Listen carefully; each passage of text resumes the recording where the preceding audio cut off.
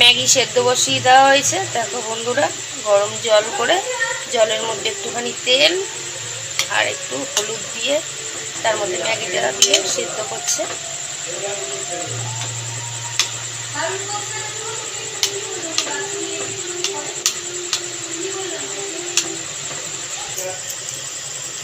এর মধ্যে দিয়ে দিল ম্যাগি মশলা,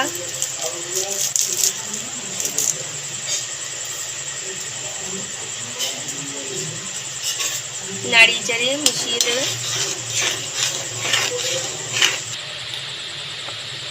এবার দিয়ে দিচ্ছে টমেটো সস।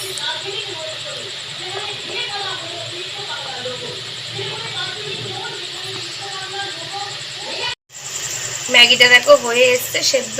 এবার ম্যাগির মধ্যে দিয়ে দিচ্ছে কাটা পেঁয়াজ,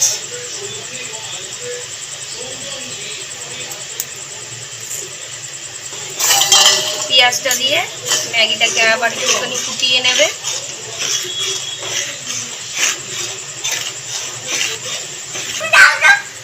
ম্যাগিটা হয়ে গেছে, এবার নামিয়ে দেবে। দেখো ইয়াম্মি ম্যাগি বানিয়ে নিল, তার সাথে আছে ডিমের পোচ।